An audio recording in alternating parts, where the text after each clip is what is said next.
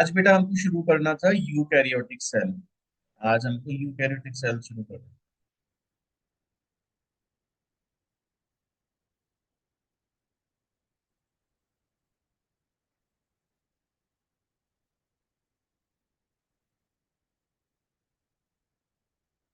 है ना। वालेकुम सलाम बेटा। आज हम लोगों को यूकैरियोटिक सेल शुरू करना है।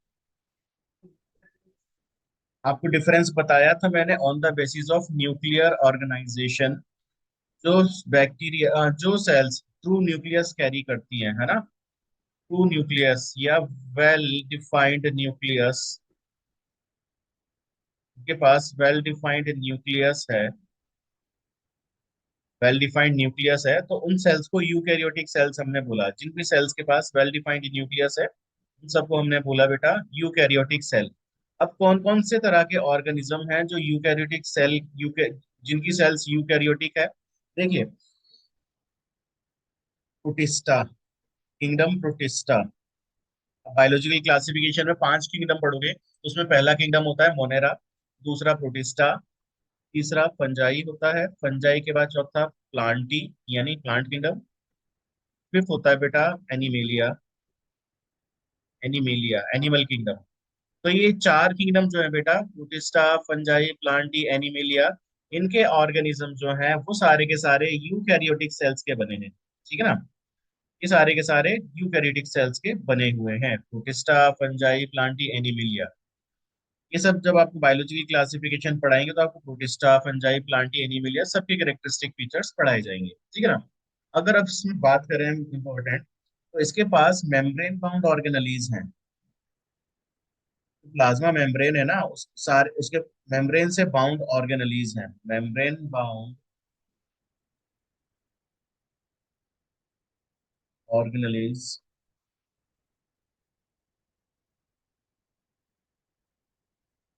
Are present in eukaryotes. कैरियोट्स के पास मेम्ब्रेन बाउंड ऑर्गेनलीज प्रेजेंट है। ठीक है ना। अब ये मेम्ब्रेन की वजह से क्या हो गया, which leads leads extensive which leads to extensive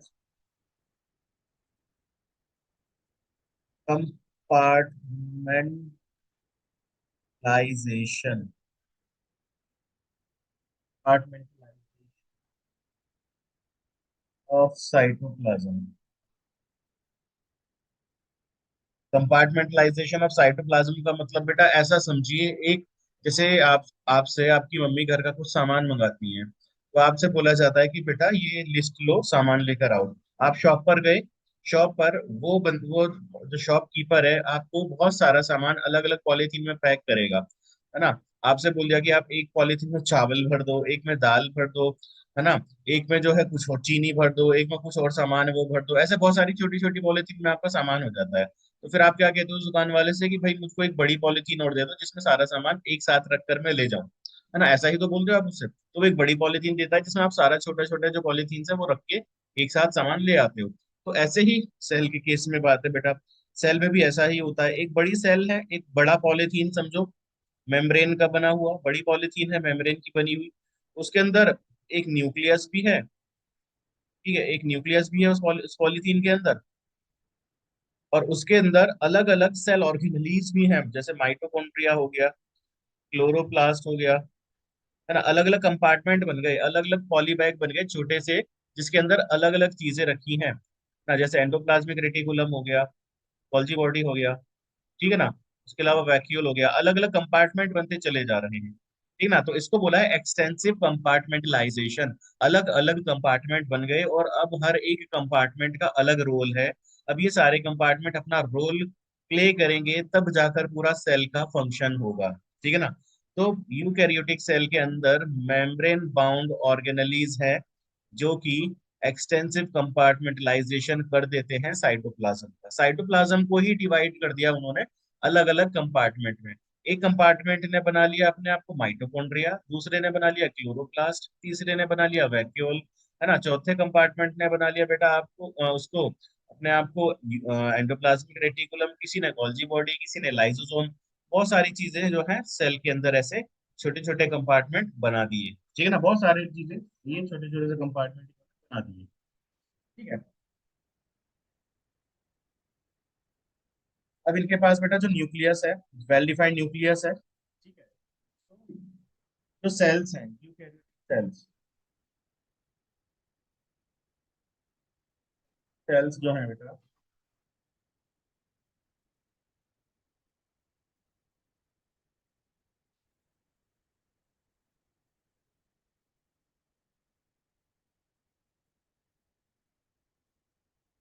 ठीक है, जो यूकैरियोटिक सेल्स के पास क्या है, इनके पास क्या होता है, ऑर्गेनाइज्ड न्यूक्लियस, ऑर्गेनाइज्ड न्यूक्लियस, जैसे मैंने बताया ना वेल डिफाइंड न्यूक्लियस, न्यूक्लियस उसको ऑर्गेनाइज्ड न्यूक्लियस भी बोलते हैं, यानी organized nucleus with nuclear envelope, with nuclear envelope, nuclear envelope के साथ एक ऑर्गेनाइज्ड न्यूक्लियस है उसके पास, ठीक है ना। और उसके अलावा इसके पास इन एडिशन,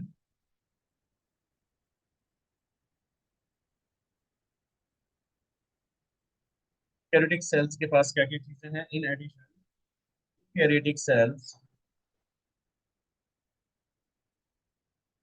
कैरियोटिक सेल्स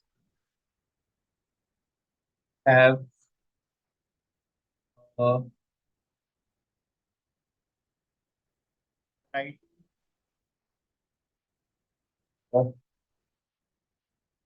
कॉम्प्लेक्स, बेटा लोकोमोटरी मतलब चलने फिरने वाला है ना, लोकोमोटरी, चलने फिरने में हेल्प करता है वो लोकोमोटरी कहलाता है ना, locomotory and cytoskeletal structures, cytoskeletal structure, cytoskeletal का मतलब बेटा, साइटो का मतलब होता है सेल, स्केलेटल आपको बताइए स्केलेटल सिस्टम क्या है, हमारी शरीर में भी स्केलेटन पाया जाता है, हड्डियां पाई जाती है, ठीक है ना। तो साइटोस्केलेटन क्या हो गया बेटा, सेल के अंदर का स्केलेटन, सेल का खुद का भी स्केलेटन होता है, जिसकी वजह से सेल की जो शेप है वो परफेक्टली बनी रहती है, सेल की शेप ना बिगड़े, इस वजह से बेटा साइटोस्केलेटन पाया जाता है सेल के अंदर। बैक्टीरिया में नहीं पाया जाता साइटोस्केलेटन, साइटोस्केलेटन स्पेसिफिकली सिर्फ किसके पास पाया जाएगा, साइटोस्केलेटन स्पेसिफिकली सिर्फ पाया जाएगा इनके पास, यूकैरियोट्स के पास, ठीक है ना। तो साइटोस्केलेटन सिर्फ यूकैरियोट्स के पास पाया जाएगा, साइटोस्केलेटन यूकैरियोट्स के पास होगा बस, ठीक है ना। तो इंपॉर्टेंट पॉइंट क्या क्या हो गए बेटा, एक तो ये पॉइंट हो गया इंपॉर्टेंट, वेल डिफाइंड न्यूक्लियस है इनके पास, ठीक है, वेल डिफाइंड न्यूक्लियस है, यानी न्यूक्लियर एनवेलप है इनके चार, इनके पास, के पास न्यूक्लियर एनवेलप है, ठीक है ना, न्यूक्लियर एनवेलप है, न्यूक्लियर एनवेलप मतलब न्यूक्लियर मेम्ब्रेन है, कंपार्टमेंटलाइजेशन है, ये इंपॉर्टेंट चीज है, कंपार्टमेंटलाइजेशन है, और कंपार्टमेंटलाइजेशन किसकी वजह से बने, सेल ऑर्गेनेलिज की वजह से, मेम्ब्रेन बाउंड सेल ऑर्गेनेलिज की वजह से कंपार्टमेंटलाइजेशन हुआ है, जो ऑर्गेनेलिज हैं जिनके चारों तरफ मेम्ब्रेन है, अलग अलग कंपार्टमेंट बन गए। बेटा इस चैप्टर का नाम है cell the unit of life. Farid बेटा आप एनसीईआरटी जब तक रीड करना शुरू नहीं करोगे ना, तब तक ये चीजें क्लियर नहीं होगी। एनसीईआरटी में चैप्टर है cell the unit of life, ठीक है ना, एनसीईआरटी में चैप्टर है cell the unit of life, उसका एक टॉपिक है यूकैरियोटिक सेल, ठीक है ना। आप चैप्टर का नाम देखिए एनसीईआरटी में और रीड कीजिए एनसीईआरटी जरूर, ठीक है ना। चैप्टर का नाम है cell the unit of life, इस चैप्टर का नाम है बेटा,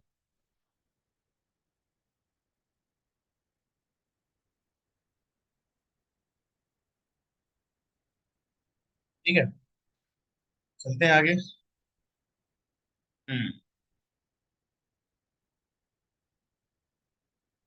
तो बेटा आज आज शाम से पहले पहले केमिस्ट्री के भी लेक्चर्स अपलोड हो जाएंगे और केमिस्ट्री के भी नोट्स आपको मिल जाएंगे, है ना। अभी मेरा शेड्यूल ना 2 दिन इतना ज्यादा हेक्टिक रहा है, मैं जो है बिल्कुल काम नहीं कर पाया इससे रिलेटेड, तभी मैं क्लास भी नहीं ले पाया। तो अब मैं फ्री हूँ, है ना, आज भी फ्री हूँ, कल भी फ्री हूँ, तो आपकी जो भी वीडियोस हैं पेंडिंग, जो भी वीडियोस पेंडिंग है, जो भी नोट्स पेंडिंग है, वो सारे में देखिए आज जो है इंशाल्लाह मैं उन सबको अपलोड करवा दूंगा। ठीक है ना। तो जो जो भी पेंडिंग लेक्चर्स हैं, जो भी पेंडिंग नोट्स हैं, वो सारे के सारे नोट्स आपको आज शाम तक मिल जाएंगे। अब देखिए इसमें ना एक एक पॉइंट दिया गया है एनसीईआरटी के अंदर, डिफरेंस बिटवीन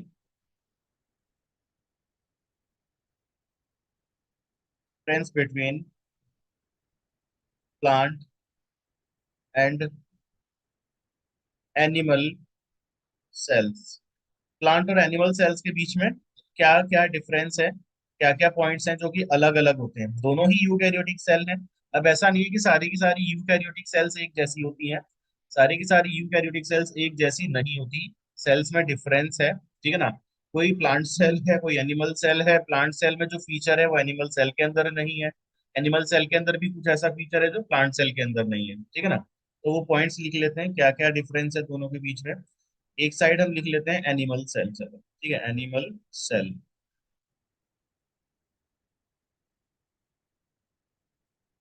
एक तरफ हम लिख लेते हैं प्लांट सेल। एक तरफ हमने लिख लिया एनिमल सेल, एक तरफ हमने लिख लिया प्लांट सेल। अब इनके डिफरेंस लिखेंगे। देखिए आपको जो याद रखना है वो है 4 टाइम सी। सी है 4 टाइम, पहला सी, दूसरा सी, तीसरा सी, चौथा सी, ठीक है। ये डिफरेंस है। सबसे पहले अगर मैं बात करूं क्लोरो, चलो सेल वॉल से शुरू करते हैं। सबसे बाहर है cell wall. Cell wall animal cell के अंदर एब्सेंट होती है, जबकि प्लांट सेल के पास सेल वॉल प्रेजेंट। ठीक है ना, पहला सी हो गया, फर्स्ट सी सेल वॉल एब्सेंट, लेकिन प्लांट के पास सेल वॉल पाई जाती है, सेल वॉल प्रेजेंट। दूसरा क्लोरोप्लास्ट। क्लोरोप्लास्ट,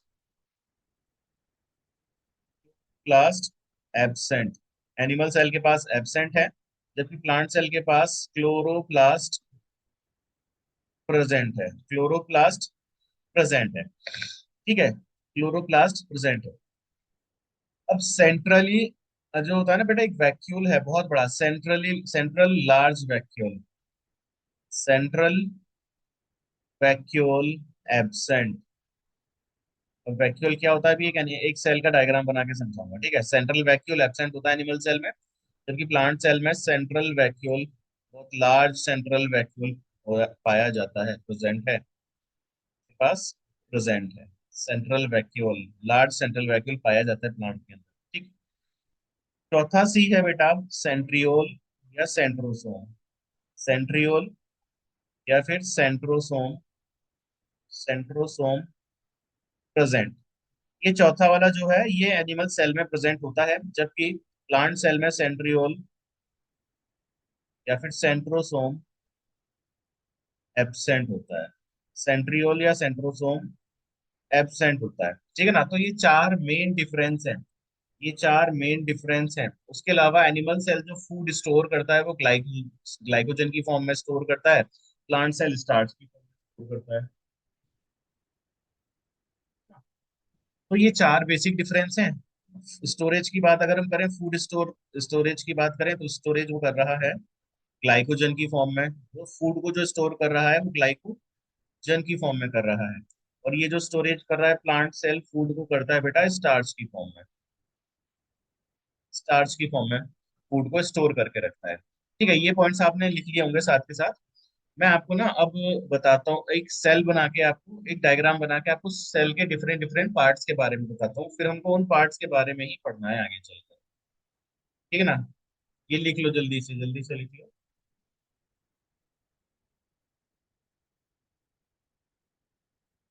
मैं आपको एक सेल का डायग्राम बना के समझाता हूँ कि आखिर सेल के अंदर क्या क्या फीचर्स हैं। चलो ठीक है, चलते हैं नेक्स्ट स्लाइड पे। अब एक प्लांट सेल अगर हम बेटा बनाते हैं तो प्लांट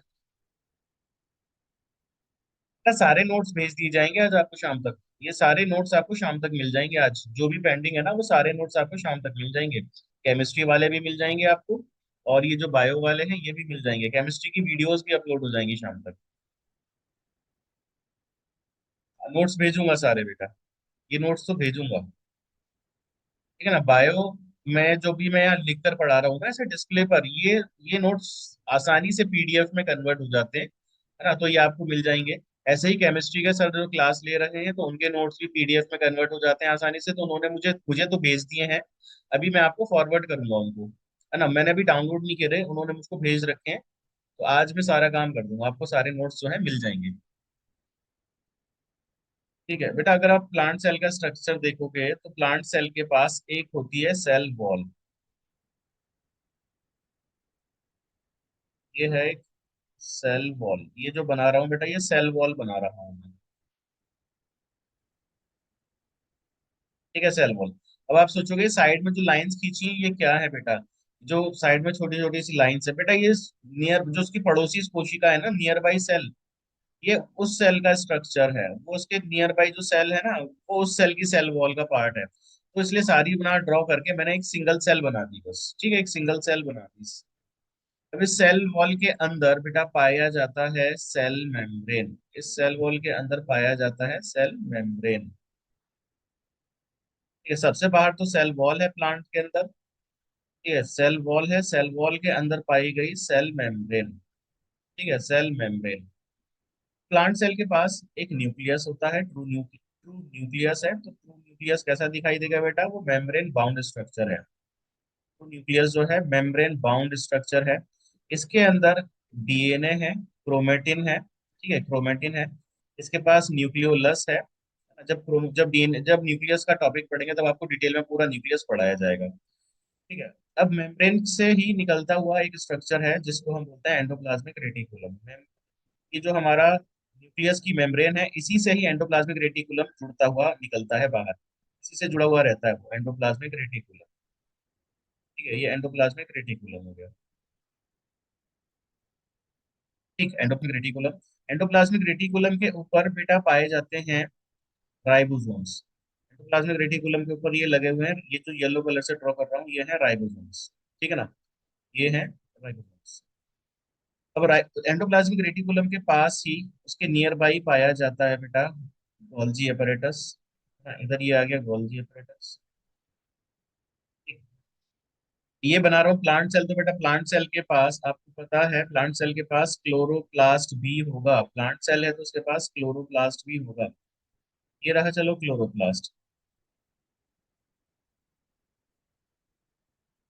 हाँ, इन सब के स्ट्रक्चर हम बाद में डिटेल में पढ़ेंगे, बहुत अच्छे से ड्रॉ करके डिटेल में पढ़ेंगे इन सब के स्ट्रक्चर। ठीक है ना, इन सब के स्ट्रक्चर पढ़ेंगे हम लोग। अब ये क्लोरोप्लास्ट बना दिया मैंने एक। क्लोरोप्लास्ट के अलावा इसके पास माइटोकॉन्ड्रिया भी पाया जाता है। ये रहा माइटोकॉन्ड्रिया। ठीक है, ये रहा माइटोकॉन्ड्रिया। और इसके अलावा बहुत सारे छोटे छोटे और भी कंपार्टमेंट है, जैसे लाइसोसोम हो गए, है ना, माइक्रो बॉडीज हो गई। ये सारे स्ट्रक्चर्स हैं। ये तो मेन फीचर्स तो ये हो गए। और एक लार्ज वैक्यूल बताया था ना, लार्ज सेंट्रल वैक्यूल पाया जाता है। तो ये लार्ज वैक्यूल है। इस वैक्यूल की वजह से न्यूक्लियस कहाँ आ गया, न्यूक्लियस एक साइड में आ गया इसकी वजह से, है ना, न्यूक्लियस एक साइड में आ गया। एक इस लार्ज वैक्यूल की वजह से, ये वैक्यूल है, वैक्यूल की वजह से न्यूक्लियस साइड में आ गया। ठीक है ना, वैक्यूल की वजह से न्यूक्लियस साइड में आ गया। ये है rough endoplasmic reticulum. Rough endoplasmic reticulum. ठीक है, ये है स्मूथ। इसके बाहर जो बनाया बेटा ये है स्मूथ वाला, तो इसलिए इसको SER लिख दिया शॉर्ट में। रफ एंडोप्लाज्मिक रेटिकुलम को RER लिखते हैं शॉर्ट में। ठीक।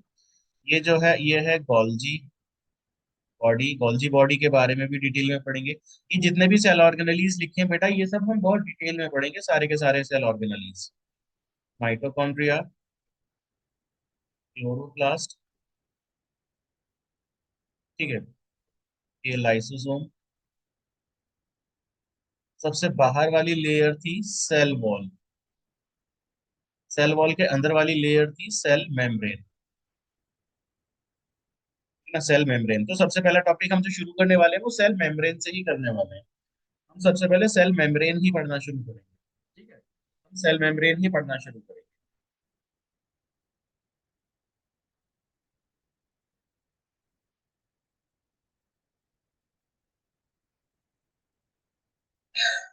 तो सबसे पहला जो टॉपिक है बेटा हमें जो पढ़ना है वो है सेल मेम्ब्रेन। तो ये तो खाली बेसिक स्ट्रक्चर मैंने ड्रॉ किया है, तो हमको क्या पढ़ना है बेटा उस हिसाब से मैं एक बार नंबरिंग और कर देता हूँ कि हमको कैसे कैसे टॉपिक पढ़ने हैं, किस टॉपिक से शुरुआत करनी है हमको, है ना। पहला टॉपिक कौन सा रहेगा, दूसरा टॉपिक कौन सा रहेगा जो हम पढ़ेंगे। सबसे पहले हम पढ़ेंगे बेटा सेल मेम्ब्रेन के बारे में, ठीक है। सेल मेम्ब्रेन हम लोग पढ़ेंगे, फिर सेल वॉल के बारे में। सेल वॉल के बाद फिर हम पढ़ेंगे एंडोप्लाज्मिक रेटिकुलम के बारे में, एंडोप्लाज्मिक रेटिकुलम के बारे में। ठीक है, एंडोप्लाज्मिक रेटिकुलम के बाद पढ़ेंगे हम गोल्जी बॉडी के बारे में, गोल्जी बॉडी के बाद हम पढ़ेंगे फिर लाइसोसोम, लाइसोसोम के बाद फिर हम पढ़ेंगे वैक्यूल, वैक्यूल के बाद बेटा हम पढ़ेंगे माइटोकॉन्ड्रिया, माइटोकॉन्ड्रिया के बाद हम पढ़ेंगे क्लोरोप्लास्ट, क्लोरोप्लास्ट के बाद हम पढ़ेंगे राइबोसोम, राइबोसोम भी लिख देते हैं, लेबल कर देते हैं राइबोसोम को। ये जो येलो कलर की डॉट्स लगी हुई हैं ये है राइबोसोम्स, ये है राइबोसोम, ठीक है ना। उसके बाद हम क्या पढ़ रहे थे, राइबोसोम पढ़ेंगे, 8 नंबर पर राइबोसोम। राइबोसोम के बाद बेटा फिर हम पढ़ते हैं फ्लैजिला, सेंट्रियोल वगैरह, और इन सब के बाद लास्ट में पढ़ेंगे हम न्यूक्लियस, सबसे लास्ट में पढ़ेंगे न्यूक्लियस। तो ठीक है, सबसे पहले स्टार्ट करते हैं सेल मेम्ब्रेन। सबसे पहले स्टार्ट कर लेते हैं हम लोग सेल मेम्ब्रेन, हमारा नया topic, that is cell membrane. Heading डाल लेते हैं cell membrane.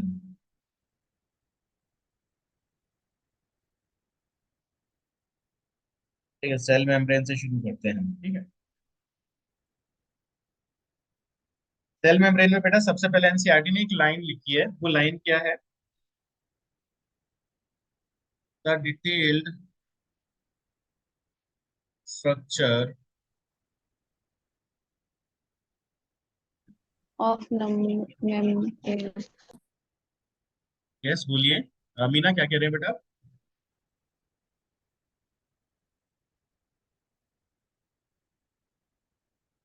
The detailed structure of the membrane.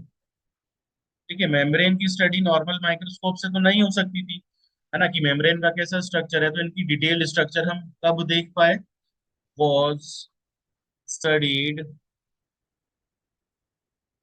only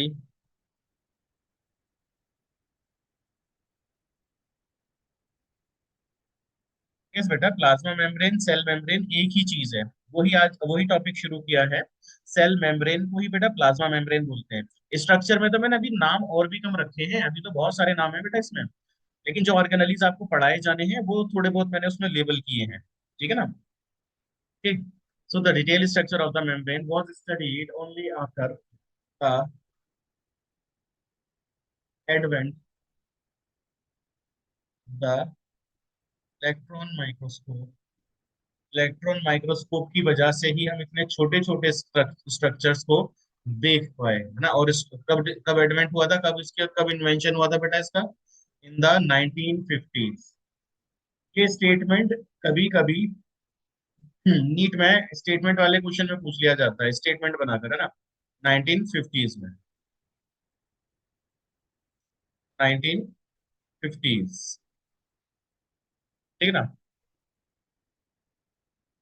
अ, फरीद, बेटा सभी के साथ डिस्प्ले पे इशू आ रहा है क्या, सभी को नहीं दिख रहा क्या, ये बोर्ड दिख रहा है सभी को जो लिखा जा रहा है जिस पर।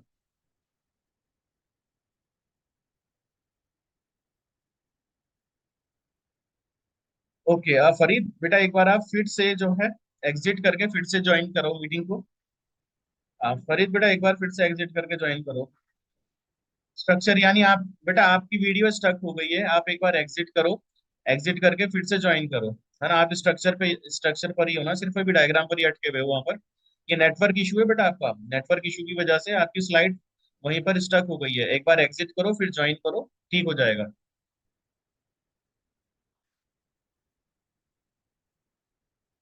ठीक है, और जो मेम्ब्रेन का स्ट्रक्चर जो बताया था बेटा, उस मेम्ब्रेन को स्ट्रक्चर को बोला जाता है फ्लूइड मोज़ेक मॉडल, जिसमें हम पढ़ेंगे इस टॉपिक में fluid mosaic model.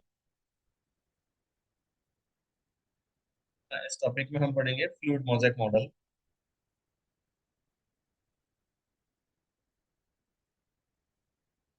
Fluid mosaic model. Cell membrane के अंदर हम फ्लूइड मोज़ेक मॉडल पढ़ेंगे। और ये फ्लूइड मोज़ेक मॉडल कब आया था बेटा, कब दिया गया था? 1972 में। 1972 में, ठीक है ना? किसने दिया था बेटा fluid mosaic model? Singer and Nicolson. Singer and Nicolson, इन दोनों साइंटिस्ट ने ये मॉडल प्रपोज किया था, ठीक है ना? तो ये तो बात होगी, ठीक है, फ्लूइड मोज़ेक मॉडल। अभी जो प्लाज्मा मेम्ब्रेन है या सेल मेम्ब्रेन है बेटा, देखिए सेल मेम्ब्रेन का ही दूसरा नाम प्लाज्मा मेम्ब्रेन है।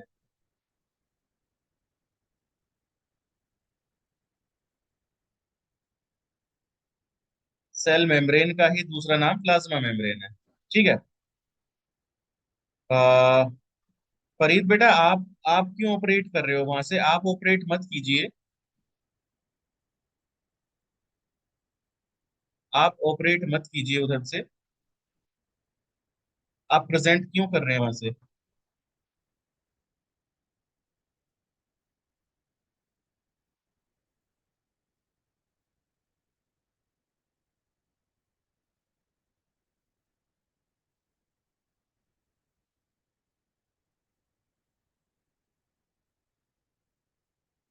ठीक है ना, आप वहां से प्रेजेंट मत कीजिए।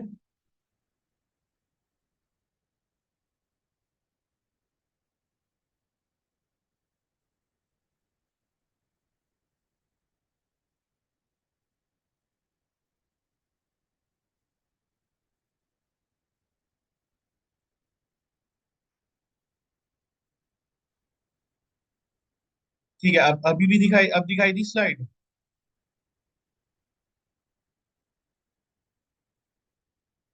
अब दिखाई दिया बेटा फरीद?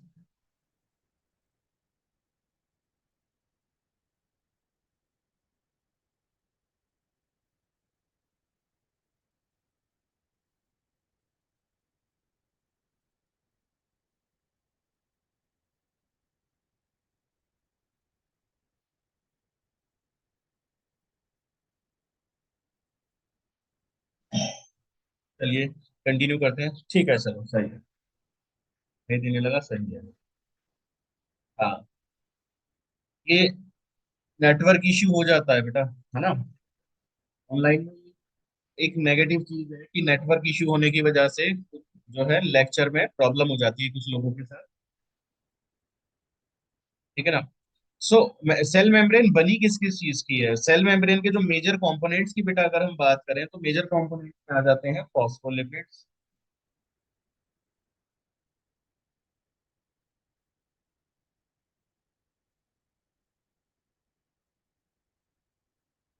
फॉस्फोलिपिड्स, ठीक है, फॉस्फोलिपिड्स आ गए।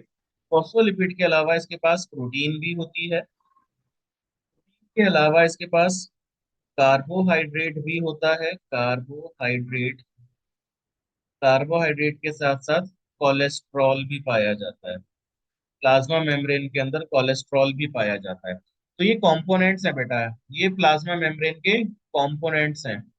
कि प्लाज्मा मेम्ब्रेन के कंपोनेंट्स हैं क्या क्या? फॉस्फोलिपिड है, प्रोटीन है, कार्बोहाइड्रेट है, कोलेस्ट्रॉल है, ठीक। तो अब सबसे पहले मैं इसका डायग्राम बना के समझाऊंगा, प्लाज्मा मेम्ब्रेन का डायग्राम आखिर है कैसा, ठीक है ना? प्लाज्मा मेम्ब्रेन का जो स्ट्रक्चर है वो कैसा होता है बेटा। देखिए सबसे पहले आपको ये समझना है जो फॉस्फोलिपिड है उसका स्ट्रक्चर कैसा है बेटा। फॉस्फोलिपिड का एक हेड है, एक हेड है, ये मैंने हेड बना दिया, ठीक है। ये फॉस्फोलिपिड का हेड बन गया एक। इस हेड में बेटा टेल है, इस हेड की पूंछ भी है, तो ये रही इसकी टेल, ये इसकी टेल, ठीक है। ये मैंने एक फॉस्फोलिपिड का स्ट्रक्चर बनाया बेटा, ये है एक फॉस्फोलिपिड, ये है एक फॉस्फोलिपिड। फॉस्फोलिपिड का स्ट्रक्चर है, इसमें क्या क्या पार्ट्स हैं बेटा मेंशन करते हैं, देखिए लेबल कर लेते हैं कि क्या क्या पार्ट्स हैं इसके। ये है बेटा इसका पोलर हेड, पोलर हेड, ठीक है। जो इसका हेड है वो पोलर है। पोलर का मतलब होता है वाटर लविंग, है ना? आप इसको बोल सकते हो हाइड्रोफिलिक। हाइड्रोफिलिक, हाइड्रोफिलिक का मतलब होता है वाटर लविंग, ये पानी को पसंद करता है। हाइड्रोफिलिक मतलब वाटर लविंग, लिख देते हैं वाटर लविंग, वाटर को पसंद करने वाला, है ना, वाटर लविंग। पोलर हेड है वाटर लविंग। ठीक है। पोलर हेड के अलावा इसके पास ये नीचे जो ये बेटा ये आपको लाइन खींची हुई मिली है, ये है इसकी non polar tail. Non polar tail बेटा, ये जो नॉन पोलर मतलब वाटर इसे पसंद नहीं है, ये होती है हाइड्रोफोबिक। हाइड्रोफोबिक मतलब पानी से डर लगने वाला, है ना, हाइड्रोफोबिक नॉन पोलर टेल। आपने कभी देखा है कि तेल को पानी में डालो या पानी को तेल में डालो तो दोनों मिक्स हो जाते हैं? कभी भी मिक्स नहीं होंगे, कभी भी नहीं मिक्स, कभी भी मिक्स नहीं होता पानी और तेल, है ना। पानी के ऊपर तेल जो है तैरने लग जाता है, ऐसी तो होता है। इसी वजह से लिपिड क्या है, लिपिड होता है हाइड्रोफोबिक। लिपिड क्या है, तेल। तेल भी तो एक तरह का लिपिड है, घी वो भी एक तरह का लिपिड है ना। फैट वो भी एक तरह का लिपिड है। तो आप कभी फैट के साथ या लिपिड के साथ, तेल के साथ पानी को मिक्स होते हुए नहीं देखोगे, क्योंकि वो हाइड्रोफोबिक है। पानी के साथ वो कोई भी मिक्सचर, कोई भी मिक्सअप नहीं करता, ठीक है ना। तो नॉन पोलर टेल हो गई, ठीक है, नॉन पोलर टेल हो गई,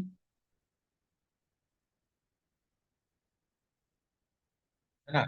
नॉन पोलर टेल है, ठीक। और एक पोलर हेड था, जो इसके पार्ट हो गए। अब जो नॉन पोलर टेल है वो किस तरह के फैट का बना हुआ है बेटा? ये कौन सा वाला हाइड्रोकार्बन है, सेचुरेटेड है या अनसेचुरेटेड है? इसके बारे में भी पूछा जाता है।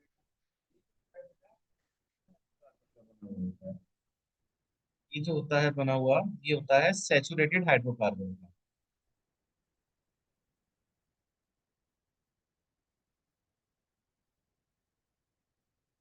सेचुरेटेड हाइड्रोकार्बन, आपने सुना होगा ना, फैट सेचुरेटेड है या अनसेचुरेटेड है। ये सेचुरेटेड वाला हाइड्रोकार्बन है, ठीक है। तो ये एक मैंने सिर्फ एक सिंगल फॉस्फोलिपिड का स्ट्रक्चर बनाया है। अब ये फॉस्फोलिपिड बेटा दो लेयर बनाते हैं, फॉस्फोलिपिड बाई लेयर। आपने सुना होगा मेम्ब्रेन कैसी होती है, फॉस्फोलिपिड बाई लेयर की बनी होती है। तो वो मेम्ब्रेन का स्ट्रक्चर बना रहा हूँ बेटा मैं। अब तो फॉस्फोलिपिड की एक लेयर बनाई मैंने, ये दूसरी लेयर बना रहा हूँ। प्लाज्मा मेम्ब्रेन है बेटा, प्लाज्मा मेम्ब्रेन या सेल मेम्ब्रेन का स्ट्रक्चर कुछ ऐसा है। अब इस ये तो मैंने स्ट्रक्चर खाली फॉस्फोलिपिड का बनाया, इसके बीच बीच में प्रोटीन्स भी लगी रहती हैं, ठीक है ना, बीच बीच में प्रोटीन्स भी लगी रहती हैं। तो जरूरी नहीं है ये प्रोटीन पूरी आर पार ही हो, कभी कभी ये अधूरी रहती है ना, पूरी पूरे को फिल करके नहीं रखती, आर पार नहीं होती, ठीक है। और उसके अलावा ये प्रोटीन जो है कभी कभी स्ट्रक्चर के ऊपर भी पाई जाती है, ठीक है ना। जैसे ये स्ट्रक्चर है, स्ट्रक्चर के बाहर की तरफ भी पाई जाती है। मान लो ये रही एक प्रोटीन, है ना, कुछ अंदर है पूरी एम्बेडेड है, कुछ पूरी एम्बेडेड नहीं है ना। ये है प्रोटीन, तो मैंने बना दिया लिपिड, फॉस्फोलिपिड और प्रोटीन, ठीक है। इसके अलावा इसके पास बेटा कुछ प्रोटीन से जुड़े हुए शुगर्स भी होते हैं, ये शुगर्स बना दिए प्रोटीन से, फैट से, इनसे जुड़े हुए शुगर्स भी होते हैं, जिनको बेटा हम क्या बोलते हैं, ओलिगोसैकेराइड्स बोलते हैं। और इसके साथ साथ इसके पास एक बहुत ही इंपॉर्टेंट चीज क्या है, कोलेस्ट्रॉल। कोलेस्ट्रॉल भी पाया जाता है, फॉस्फोलिपिड के बीच बीच में कोलेस्ट्रॉल भी प्रेजेंट है। ये जो येलो कलर से डॉट्स बना रहा हूँ बेटा, ये क्या है, कोलेस्ट्रॉल है, ठीक है। ये है कोलेस्ट्रॉल। अब लेबलिंग करते हैं बेटा इनकी, लेबलिंग करते हैं सबसे पहले। ये जो था बेटा ये है phospholipid by layer, phospholipid by layer, यानी दो लेयर बनाई है फॉस्फोलिपिड में। फॉस्फोलिपिड ने दो लेयर बनाई है, जिसमें बाहर की तरफ कौन सा एरिया दिखाई दे रहा है फॉस्फोलिपिड का, बाहर की तरफ पोलर हेड है ना, बाहर की तरफ पोलर हेड है, अंदर की तरफ नॉन पोलर टेल है ना। ये पोलर, ये है पोलर हेड ना, और ये अंदर की तरफ है नॉन पोलर टेल, ठीक है ना, नॉन पोलर टेल अंदर की तरफ है, ठीक है। अब ये नॉन पोलर टेल क्या है, पोलर हेड क्या है, वो मैं आपको बता चुका हूँ, बराबर साइड में देखिए वो तो बड़ा रहेगा, उसी का ये सिंगल फॉस्फोलिपिड का। इसके अलावा इसके अंदर तीन जो पाई गई है, तीन को हमने किस हिसाब से डिवाइड किया है, प्रोटीन का नाम किस हिसाब से डिवाइड किया है, चलिए नाम लिख देता हूँ फिर आपको उसके बारे में बताता हूँ। ये है बेटा इसकी पेरीफेरल प्रोटीन, पेरीफेरल प्रोटीन, यानी पेरीफेरी पर पाई जाने वाली प्रोटीन, पेरीफेरल प्रोटीन। दूसरी है इंटीग्रल प्रोटीन, यानी वो इंटीग्रेटेड है मेम्ब्रेन के अंदर, इंटीग्रल प्रोटीन, ये दोनों इंटीग्रल प्रोटीन है। ठीक। उसके अलावा यहाँ पर ये है ओलिगोसेकेराइड, ओलिगोसेकेराइड। अब ये ओलिगोसेकेराइड अगर ये प्रोटीन के साथ जुड़ा हुआ है तो आप इसको क्या बोल सकते हो, ग्लाइकोप्रोटीन। इस प्रोटीन को आप बोल सकते हो ग्लाइकोप्रोटीन, ठीक है ना। अगर ये लिपिड के साथ जुड़ा हुआ है तो ग्लाइकोलिपिड, इसको बोल देते हैं बेटा ग्लाइकोलिपिड, ठीक है ना, ये हो जाता है ग्लाइकोलिपिड। और ये जो येलो कलर के स्ट्रक्चर बेटा मैंने बनाए हैं, ये क्या है, ये है कोलेस्टेरॉल, कोलेस्ट्रॉल। ठीक। अब इसके जो इंपॉर्टेंट पॉइंट है बेटा, थोड़ा सा इंपॉर्टेंट पॉइंट कोलेस्ट्रॉल का फायदा क्या है, और ये हमने प्रोटीन्स को किस किस बेसिस पर डिवाइड किया, ये सारी चीजें। ठीक।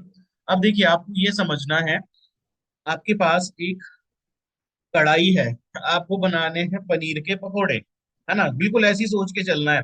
आपके पास कढ़ाई है, आपको बनाने हैं पनीर के पकोड़े। तो पनीर के पकोड़े बनाने के लिए आप कढ़ाई के अंदर डालोगे तेल, फिर तेल को गर्म करोगे और उसके बाद उसमें पनीर को डालना शुरू करोगे, पकोड़े बनने शुरू हो जाएंगे। तो बेटा मेम्ब्रेन का स्ट्रक्चर भी कुछ ऐसा ही है। तो ये फॉस्फोलिपिड है, लिपिड क्या होता है बेटा, लिपिड है ऑयल, लिपिड है फैट, है ना।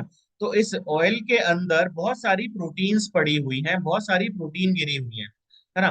तो वो प्रोटीन, कोई कोई प्रोटीन ऊपर लिपिड के ऊपर तैर रही है, जैसे पेरीफेरल प्रोटीन, है ना। पेरीफेरल प्रोटीन जो है वो पनीर के पकोड़े ऐसे हैं जो ऊपर ही ऊपर तैर रहे हैं।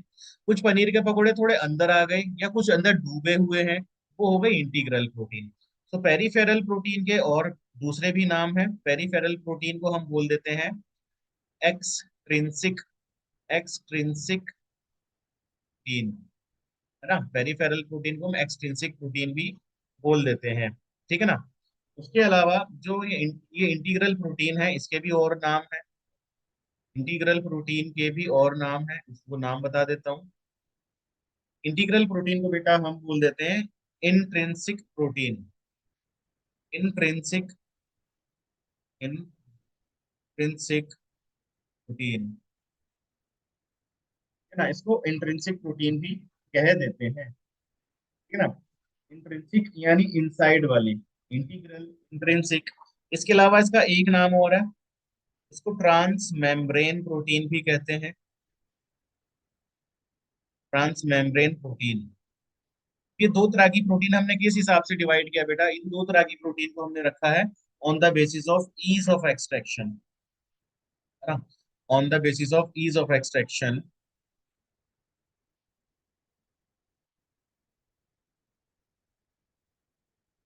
On the basis of ease of extraction. Proteins are of two type, protein दो तरह की हैं, प्रोटीन्स आर ऑफ टाइप्स। और ये दोनों टाइप्स लिखे हुए हैं बेटा, number one peripheral, number two integral, ठीक है ना। हम प्रोटीन को मेम्ब्रेन से कितना आसानी से निकाल पाते हैं उसके हिसाब से दो तरह की प्रोटीन है। पेरिफेरल प्रोटीन को तो हम मेम्ब्रेन के ऊपर से ऐसे ही उठा के निकाल सकते हैं, लेकिन जो इंटीग्रल प्रोटीन है उसको निकालना है तो उसके लिए हमको मेम्ब्रेन को डिसरप्ट करना पड़ेगा, तोड़ना पड़ेगा मेम्ब्रेन को, तब अंदर में जो फंसी हुई प्रोटीन है वो बाहर निकलेगी, है ना। तो मेम्ब्रेन को डिस्ट्रॉय करके निकाली जाएगी तो वो प्रोटीन है इंटीग्रल, और अगर मेम्ब्रेन को बिना खराब किए नॉर्मली बाहर से प्रोटीन निकाली जा सकती है तो वो पेरिफेरल। तो दो बेसिस है, तो on the basis of ease of extraction proteins are of two types, ठीक है ना। ये स्टेटमेंट भी आता है, और ये पेरिफेरल इंटीग्रल के दूसरे नाम है, ये भी याद रखने, क्योंकि क्वेश्चन में कभी कई बार आपको दूसरे नाम मिलेंगे, दूसरे नाम मिलेंगे जो मैंने लिखे हैं ये, ठीक है। अब कोलेस्ट्रॉल का क्या फंक्शन है बेटा, कोलेस्ट्रॉल का फंक्शन क्या होगा, कोलेस्ट्रॉल क्या काम करता है, आप देखते हो ना सर्दियों में तो जो घर में घी है या नारियल, नारियल का जो तेल आता है, कोकोनट ऑयल जो होता है घर में आपके, तो वो जम जाता है सर्दियों में, और गर्मियों में वो पिघल जाता है ना। सर्दियों में जम जाएगा, पिघल जाएगा, तो आपको क्या काम करना है कि भाई वो या तो पिघले ना ज्यादा, या ज्यादा जम ना जाए। तो उसके लिए मेम्ब्रेन के ऐसी हमारा, हमारी जो मेम्ब्रेन है बेटा उसमें लिपिड है, तो वो भी सर्दियों में जम जाता है ना, और गर्मियों में वो पिघलने लग जाती है हमारी membrane.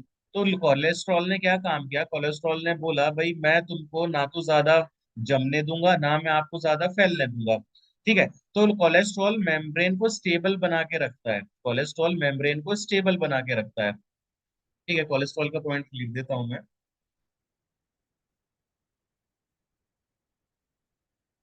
Cholesterol fights stability membrane, stability provide कराएगा। ऐसा नहीं है सर्दी होगी तो मेम्ब्रेन जमने लग जाएगी, क्योंकि है तो वो तेल की बनी हुई।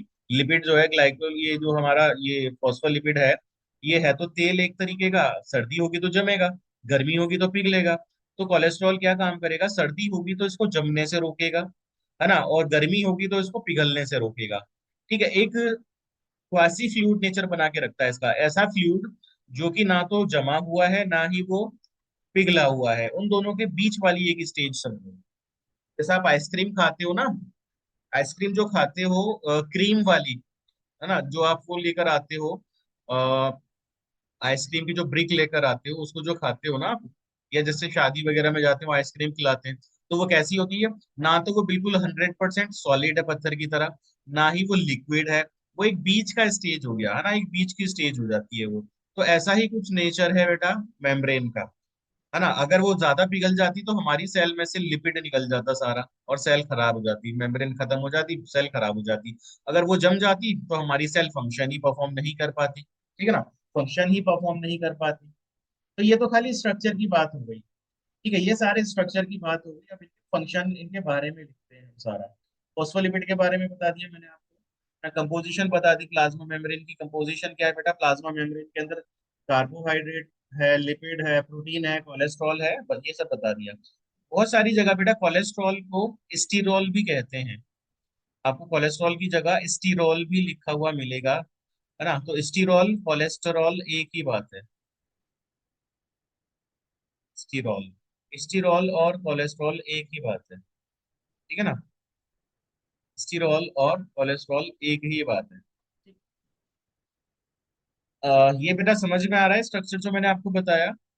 प्लाज्मा मेम्ब्रेन जो है फॉस्फोलिपिड बाई लेयर की बनी हुई है, फॉस्फोलिपिड बाई लेयर की बनी हुई है, फॉस्फोलिपिड्स हैं, और उन्होंने दो लेयर बनाई है जो हमने बोल दिया फॉस्फोलिपिड बाई लेयर। ठीक है, अब फॉस्फोलिपिड बाई लेयर जो बनी हुई है उसमें एक फॉस्फोलिपिड को देखेंगे तो उसके पास है पोलर हेड और उसके पास है नॉन पोलर टेल। और ये डायग्राम मैंने आपको बता दिया था यहाँ फॉस्फोलिपिड के डायग्राम में, ये सारे स्ट्रक्चर, ठीक है ना। अब इनके बीच में कई जगह प्रोटीन्स हैं, एम्बेडेड हैं प्रोटीन्स, जैसे कि ये पेरिफेरल प्रोटीन है और ये इंटीग्रल प्रोटीन है। दो तरह की प्रोटीन है, पेरिफेरल और इंटीग्रल। ठीक है, अब मैंने बताया शुगर भी पाया जा रहा है। अगर वो शुगर लिपिड से जुड़ा हुआ है तो आप उसको बोल देते हैं ग्लाइकोलिपिड। शुगर अगर लिपिड से जुड़ा हुआ है तो उसको बोलते हैं ग्लाइकोलिपिड। ग्लाइको मतलब शुगर की बात हो रही है, ग्लाइको का मतलब शुगर, ग्लाइकोजन, ठीक है ना, ग्लूकोज ग्लाइकोजन, तो ये सब शुगर है। तो अगर वो शुगर लिपिड से जुड़ी है तो ग्लाइकोलिपिड, अगर वो शुगर प्रोटीन से जुड़ी है तो उसको हम बोल देते हैं ग्लाइकोप्रोटीन। ये दोनों ही ओलिगोसैकेराइड्स हैं। और मेम्ब्रेन के बीच में आपको कोलेस्ट्रॉल भी दिखाई दे रहा है, कोलेस्ट्रॉल को स्टीरोल भी हम कहते हैं, है ना। और ये हमने दो तरह की प्रोटीन क्यों बोली, सिर्फ प्रोटीन क्यों नहीं बोल दिया, पेरिफेरल और इंटीग्रल शब्द क्यों मिलाया हमने साथ में। बेटा पेरिफेरल वो प्रोटीन है जिसको आसानी से निकाला जा सकता है मेम्ब्रेन से बाहर, इंटीग्रल वो प्रोटीन है जिसको निकालने के लिए हमें सेल मेम्ब्रेन को नष्ट करना होगा, ना सेल मेम्ब्रेन को तोड़ना होगा, ठीक है ना। ये पॉइंट्स हो गए, यहाँ तक क्लियर है बेटा सारी चीजें, यहाँ तक क्लियर है सभी को सारी चीजें। यस बताएं। ठीक है बेटा, है ना। चलते हैं नेक्स्ट स्लाइड पर दूसरे पॉइंट्स बताने के लिए। देखिए, ह्यूमन आरबीसी के बारे में, ह्यूमन की जो आरबीसी है, ह्यूमन आरबीसी का दूसरा नाम क्या होता है बेटा, एथ्रोसाइट ना, एरिथ्रोसाइट्स यानी ह्यूमन आरबीसीज हैं, एरिथ्रोसाइट्स। ह्यूमन आरबीसी की प्लाज्मा मेम्ब्रेन की स्टडी की गई। ह्यूमन आरबीसी की जो प्लाज्मा मेम्ब्रेन है, सेल मेम्ब्रेन या प्लाज्मा मेम्ब्रेन एक ही बात होता है बेटा, है ना। जो प्लाज्मा मेम्ब्रेन है, उस प्लाज्मा मेम्ब्रेन के अंदर प्रोटीन और लिपिड का कितना परसेंटेज है, प्रोटीन और लिपिड का कितना परसेंटेज है। और ये मोस्ट इंपॉर्टेंट है बेटा, नीट में पूछा जाता है, ये मोस्ट इंपॉर्टेंट है, नीट में पूछा जाता है कि भाई जो हमारे पास प्लाज्मा मेम्ब्रेन है आरबीसी की, उसके अंदर प्रोटीन कितना है, लिपिड कितना है? बेटा प्रोटीन पाया जाता है 52%, 52%। और लिपिड होता है सिर्फ 40%। लिपिड होता है सिर्फ 40%। ठीक है ना? बाकी का 8% क्या है बेटा? 8% में कोलेस्ट्रॉल और शुगर आ जाएगा, है ना? कोलेस्ट्रॉल और कार्बोहाइड्रेट आ जाएगा। कार्बोहाइड्रेट और शुगर भी एक ही चीज होती है बेटा। अब प्रोटीन तो प्रोटीन जो है बेटा, इंपॉर्टेंट पॉइंट है। इस पॉइंट से क्वेश्चन बनता है, वो लिख लो ना। जो प्रोटीन है, प्रोटीन्स में show lateral movement, lateral movement. Protein तो लेटरल मूवमेंट शो करती है ना? प्रोटीन्स तो लेटरल मूवमेंट शो करती है ना? बट बट नेवर शो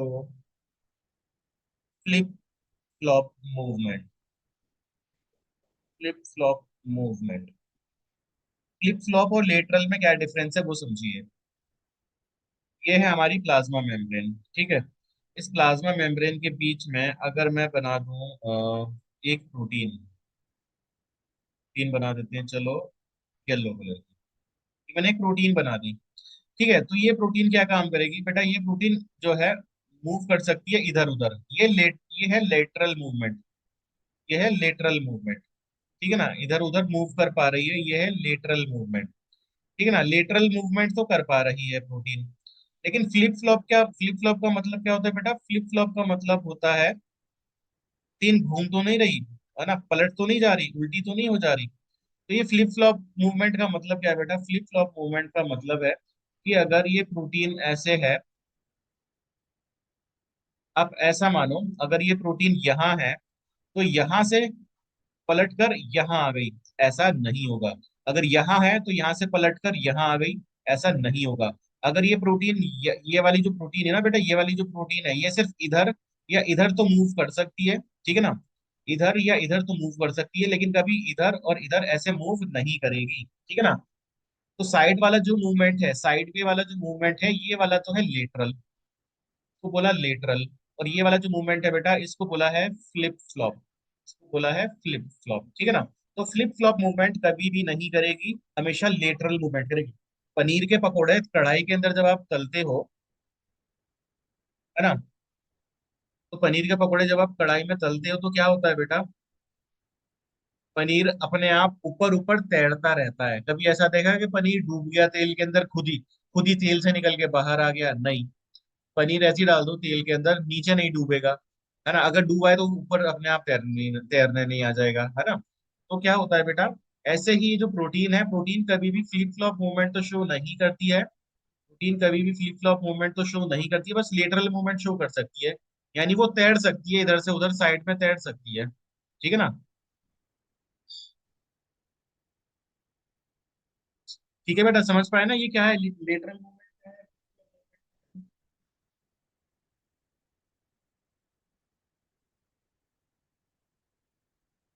ठीक है। अब जो हमारी बेटा इंटीग्रल प्रोटीन है, इंटीग्रल प्रोटीन्स है, है ना? उनको हमने इंटीग्रल क्यों बोला, उसका पॉइंट लिख देता हूँ चलो। ये टोटली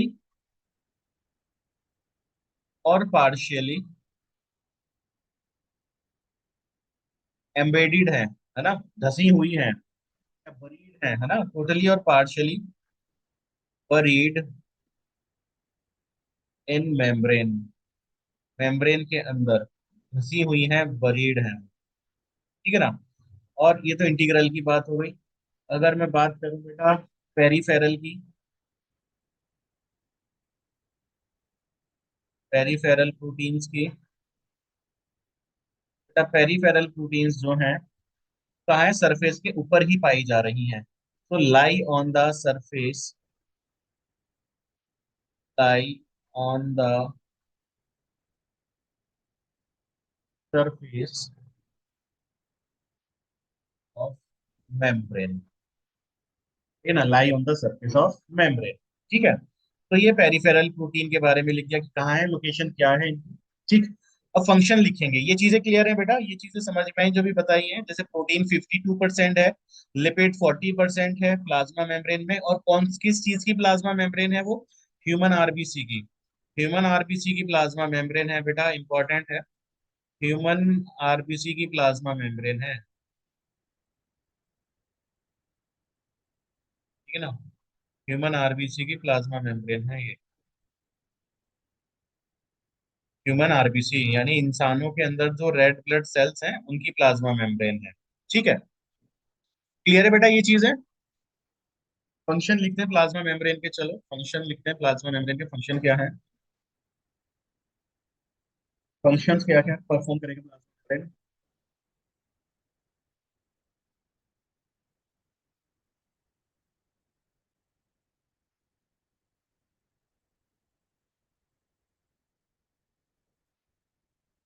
है ना। पहला function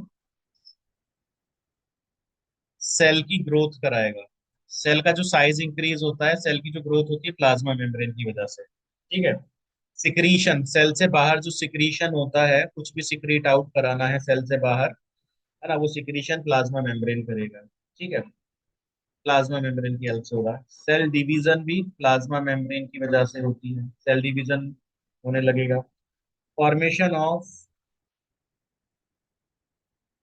formation of intercellular junction,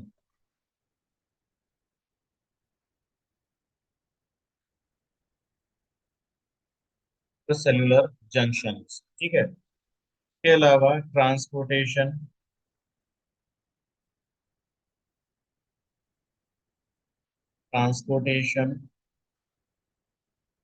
across the membrane, है ना, मेम्ब्रेन के आर पार ट्रांसपोर्टेशन भी होता है। और वो किस वजह से हो रहा है बेटा, मेम्ब्रेन की फ्लूइडिटी की वजह से। और एक endocytosis, endocytosis.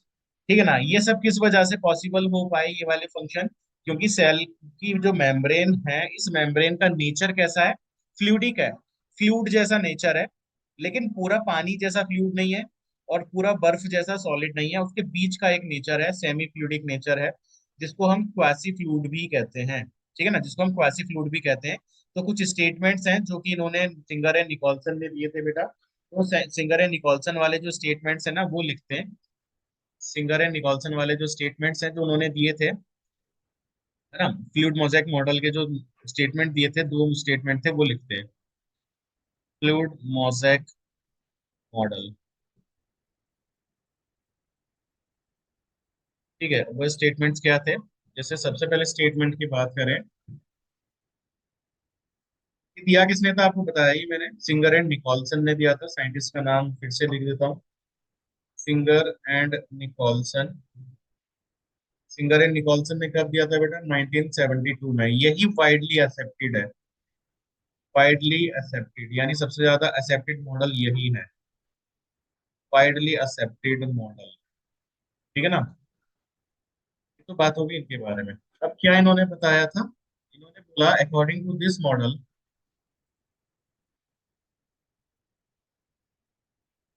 According to this model the quasi fluid, quasi fluid nature of lipid, quasi fluid nature of lipid enables the lateral movement of protein। जो क्वासी फ्लूइड है, क्वासी फ्लूइड मतलब वो एक ऐसा फ्लूइड जो ना तो बिल्कुल पानी की तरह पिघला हुआ है, ना ही बर्फ की तरह जमा हुआ है, उसके बीच वाली कोई स्टेज है, उस स्टेज को बोला क्वासी फ्लूइड। सो क्वासी फ्लूइड नेचर होने की वजह से ही लिपिड का, लिपिड क्वासी फ्लूइडिक है ना नेचर में, इस वजह से ही प्रोटीन उसके अंदर लेटरल मूवमेंट कर पा रही है ना, साइड में जो मूवमेंट कर रही थी वो किसकी वजह से कर पा रही थी, लिपिड के क्वासी फ्लूइड की वजह से, क्वासी फ्लूइड नेचर की वजह से। ठीक है ना। So this ability इस ability of movement in within the membrane within the membrane in the membrane is measured as its fluidity। तो हमने क्या बोल दिया, फ्लूइडिटी बोल दिया।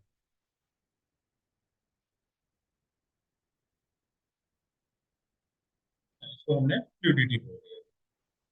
ठीक है ना, इसी को ही हम क्या बोलते हैं, फ्लूइडिटी।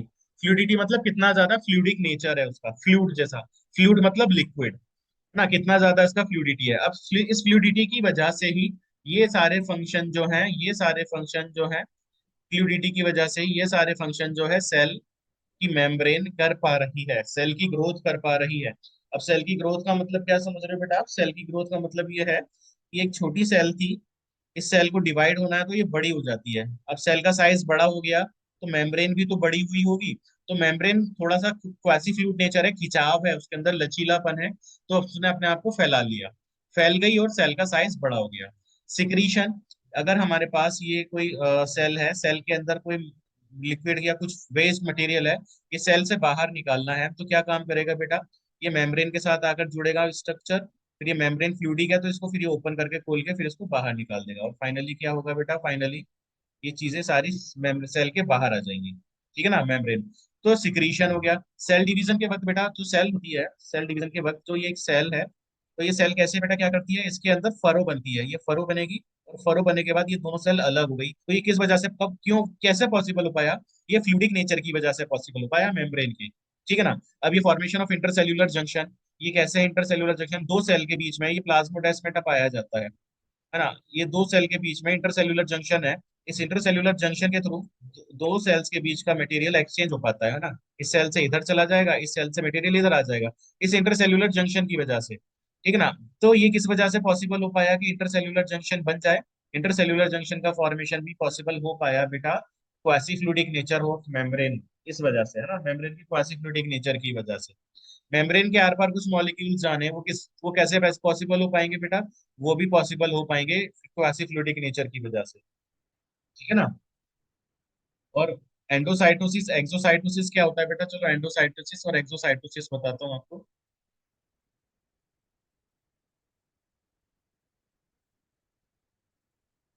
एंडोसाइटोसिस और एक्सोसाइटोसिस बता देता हूँ।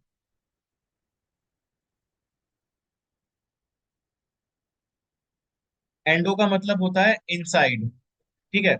साइटो का मतलब है सेल।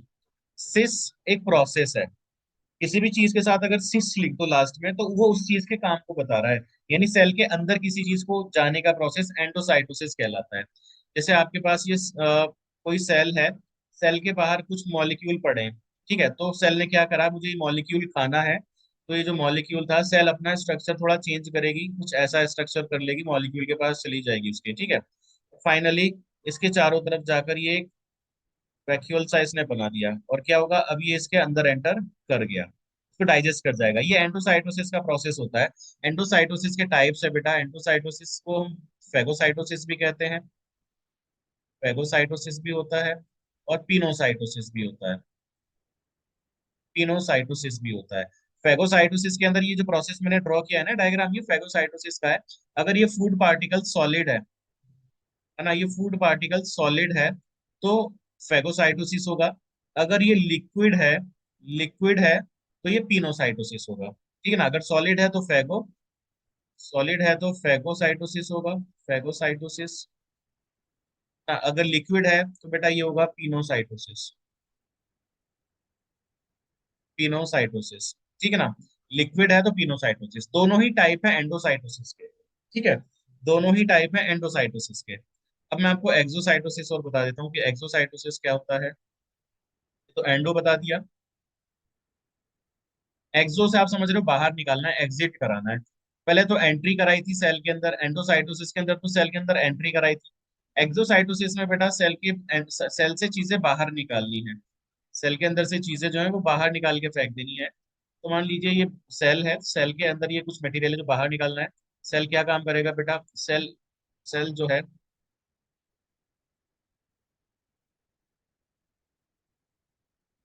सेल क्या काम करेगा बेटा? सेल जो है एक स्ट्रक्चर सा डेवलप करेगा, इस पार्ट में इसको ले आएगा। फिर क्या काम करेगा बेटा? इस स्ट्रक्चर को, जो स्ट्रक्चर आया बेटा, है ना, इस स्ट्रक्चर को ऐसा करना शुरू करेगा, है ना।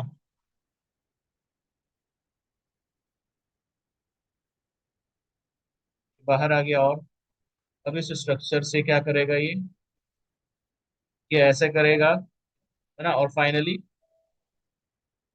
ये वेसिकल्स इससे बाहर आ गई। ठीक है ना।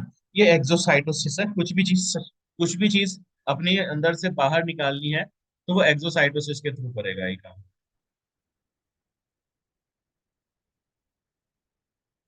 ठीक है ना।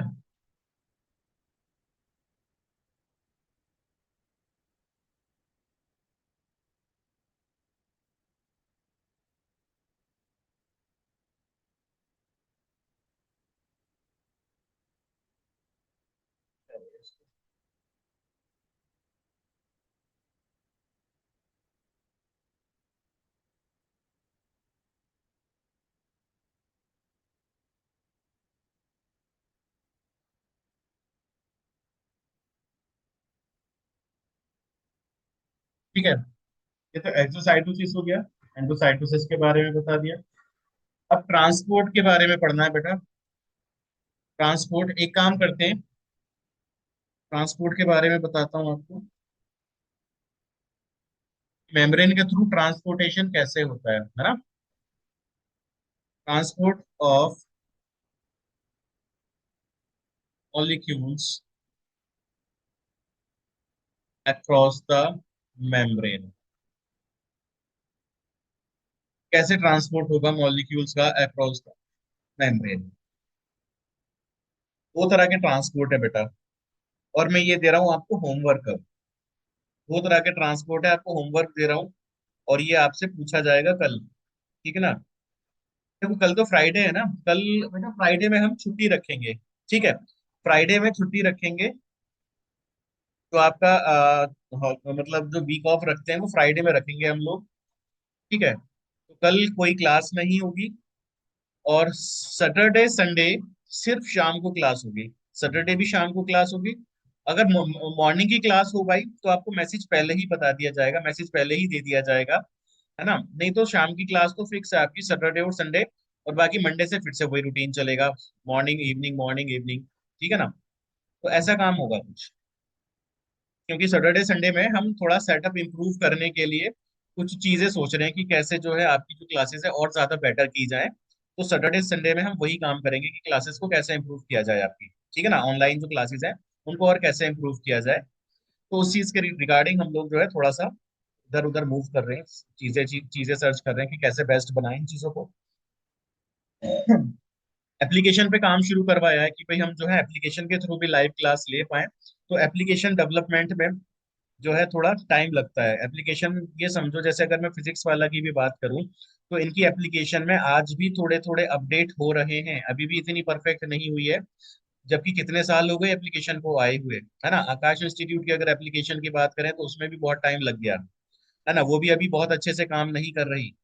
कुछ लोकल वेंडर्स हैं जो एप्लीकेशन बनाकर देते हैं, लेकिन उसकी वजह से डाटा सेव नहीं रहता। वो कभी क्या काम करेंगे, कभी डेटा डिलीट कर देंगे, कभी नोट्स डिलीट कर देंगे, कभी लेक्चर हटा देंगे, तो उससे बच्चे को परेशानी हो जाती है। तो इस वजह से हमने खुद का ही एक जो प्रोग्रामर है वो अपॉइंट किया है। वो एप्लीकेशन पे काम कर रहा है, जैसे ही वो परफेक्ट होगी। लेकिन वो बनने में बेटा बहुत टाइम लगता है, कई महीने लग जाते हैं बनने में, है ना।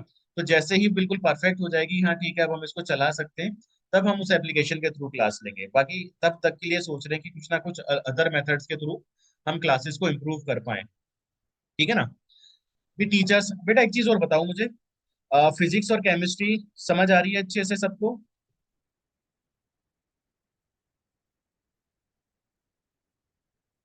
बताइए। ठीक है, केमिस्ट्री भी क्लियर है ना बेटा? केमिस्ट्री भी अच्छे से समझ में आ रही है ना? ठीक है, वेरी गुड, है ना। और बायो भी आ रही है ना समझ में? बायो भी आ रही है ना? ठीक है। सही है। तो बेटा हम और क्या काम कर रहे हैं अभी सैटरडे संडे में, जो मॉर्निंग क्लास नहीं रखी वो इसी वजह से, क्योंकि हम लोग क्वेश्चन पेपर्स पे भी काम करेंगे, आपके लिए क्वेश्चन पेपर बना रहे हैं। वो क्वेश्चन पेपर्स आपको सेंड करेंगे, प्रैक्टिस कुछ क्वेश्चंस आपको भेजेंगे प्रैक्टिस के लिए। फिर आपका किसी दिन हम टेस्ट रखेंगे, सडन सडन हम टेस्ट रखेंगे, और वो टेस्ट कैसा होगा मैं आपको डिस्प्ले पे यहाँ क्वेश्चन दिखाऊंगा, और आप मुझे उसका आंसर बताओगे। ठीक है? जो भी चैट में आंसर बताएंगे उसके अकॉर्डिंग आपके मार्क्स, आपका एक तरीके से क्वेश्चन डिस्कशन हो जाएगा। वो कोई क्वेश्चन समझ में नहीं आया तो आप चैट में लिख के पूछ पाओगे कि सर ये वाला क्वेश्चन एक्सप्लेन कर दो। ठीक है ना? तो अभी आपके लिए क्वेश्चन मटेरियल वगैरह ये सब डेवलप करेंगे सैटरडे संडे में बैठकर हम लोग। सिर्फ इवनिंग में आपकी क्लास करवा देंगे, और केमिस्ट्री की क्लास करवा देंगे, क्योंकि इस वीक केमिस्ट्री की क्लासेस कम हुई हैं, है ना। केमिस्ट्री की क्लास कम हुई है, तो सैटरडे संडे में इवनिंग में केमिस्ट्री की क्लास करवाएंगे। और जो वीक ऑफ रख रहे हैं बेटा हम क्लासेस का, वो फ्राइडे का रखते हैं। ठीक है? फ्राइडे में क्लासेस नहीं हुआ करेगी। ओके। तो जो मैं आपको होमवर्क दे रहा हूँ बेटा, होमवर्क है transport of molecule across the membrane. Transport होता है दो तरीके का, एक होता है पैसिव ट्रांसपोर्ट,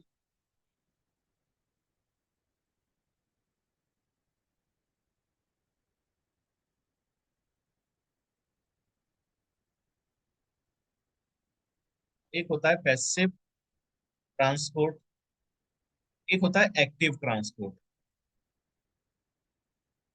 ठीक है? मैं आपको इसके बस पॉइंट्स, बस आपको टाइप बता रहा हूँ। पैसिव ट्रांसपोर्ट दो तरीके का होता है, सिंपल डिफ्यूजन, सिंपल डिफ्यूजन और फैसिलिटेटेड डिफ्यूजन, फैसिलिटेटेड डिफ्यूजन। ठीक है ना? तो सिंपल डिफ्यूजन, फैसिलिटेटेड डिफ्यूजन, उसके अलावा एक पॉइंट और है बेटा, ऑस्मोसिस। इन सारे पॉइंट्स के लिए स्टडी करके आना, मैं आपसे पूछूंगा, है ना, माइक ऑन करके आप मुझे जवाब देना। मैं आपसे इन सब के बारे में पूछूंगा, ये आपका है होमवर्क। ट्रांसपोर्ट के बारे में पढ़कर आना है आपको, खुद से नोट्स बनाने हैं, कोशिश करना है। अगर आप आंसर नहीं कर पा रहे, नहीं समझ पाए खुद से, तो बताना मुझको, मैं नेक्स्ट क्लास में समझा दूंगा ये वाला पार्ट। ठीक है? तो transport of molecule across the membrane में आपको पैसिव ट्रांसपोर्ट और एक्टिव ट्रांसपोर्ट खुद से पढ़ना है, खुद से नोट्स बनाने हैं। ठीक है ना? देखिए बेटा, नीट के लिए एक सबसे जो नेगेटिव चीज है ना कोचिंग इंस्टीट्यूट्स की, वो सबसे नेगेटिव चीज ये है कि वो लोग आपको स्पून फीडिंग करते हैं। हर एक एक चीज आपको लिख कर सिखा देते हैं, है ना। आपको कुछ सोचने के लिए वो कोशिश ही नहीं करते कि आप कुछ खुद से सोचो, ताकि वो बच्चा डिपेंडेंट हो जाए नीट पर, कोचिंग इंस्टीट्यूट पर ही, है ना। वो खुद से सोचने की कैपेबिलिटी बच्चे की खत्म कर देते हैं स्पून फीडिंग कराकर। और ये बहुत ज्यादा हार्मफुल होता है बेटा, बहुत नुकसान वाला होता है। अगर किसी बच्चे को नोट्स स्पून फीडिंग की आदत पड़ गई, अगर वो नीट करके एमबीबीएस करने जाएगा, तो एमबीबीएस में बहुत रोएगा वो बच्चा, क्योंकि एमबीबीएस में कोई स्पून फीडिंग नहीं कराता। वहां इतनी स्टडी करनी पड़ती है। मेरे जो कुछ दोस्त हैं डॉक्टर्स हैं, स्टूडेंट्स भी हैं डॉक्टर्स हैं, जो वो ये बताते हैं कि सर हम जो है, हालत खराब हो जाती है। वो इतना पढ़ने वाले थे, हालत खराब हो जाती है। वो बोलते हैं कि सर ये 5 साल का जो कोर्स है ना, अगर ठीक से हम पढ़ें तब हमको 8 साल लगेंगे, 8 साल मिनिमम लगेंगे उसको पढ़ने में। इतना सिलेबस होता है एमबीबीएस के अंदर। लेकिन उनको क्या करना है, 5 साल में निपटाना होता है, तो हद से ज्यादा मेहनत करनी होती है। और किसी बच्चे को स्पून फीडिंग की आदत पड़ गई कि बने बनाए नोट्स मिल रहे हैं, नोट्स को पढ़ेंगे, उससे क्या हो जाता है बेटा, वो अपने नोट्स बनाना नहीं सीख पाता। ठीक है ना? तो ये पॉइंट मैं आपको पढ़ा रहा हूँ, आप समझ रहे होंगे कि मैं कैसे कैसे नोट्स आपको लिखवाता हूँ। आपको समझ में आ रहा होगा कि कौन से टॉपिक से कैसे मैंने नोट्स लिखे हैं। अब ये बहुत छोटा सा टॉपिक है जो मैंने आपको होमवर्क के लिए दिया है। अब मैं ये देखना चाह रहा हूँ, क्या आप इसके नोट्स खुद बनाने के लिए कैपेबल हैं? आप इसके बहुत शॉर्ट नोट्स बनाइए, पैसिव ट्रांसपोर्ट एक्टिव ट्रांसपोर्ट के।